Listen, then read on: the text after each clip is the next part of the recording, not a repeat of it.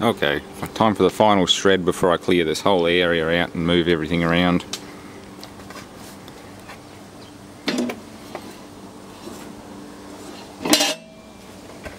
Funny thing is, we've only lost one tooth in the whole process, which is that one in the middle there, and that was when I was shredding the hard drives. One of them must have hit the magnet assembly. I'm guessing whatever hit that.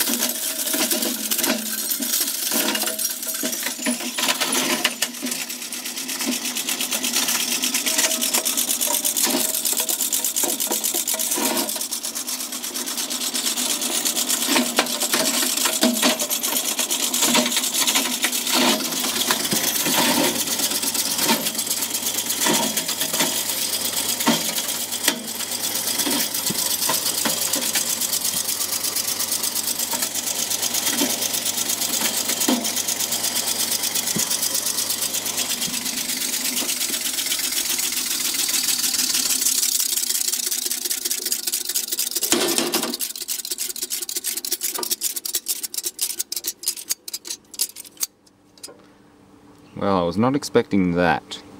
I was expecting it to stall. Well, I guess you could say if it's Ed Systems built, it's built tough.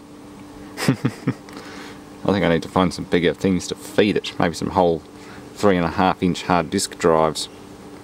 Proper old school ones, like the old 8 or 10 gigabyte heavy duty big old things.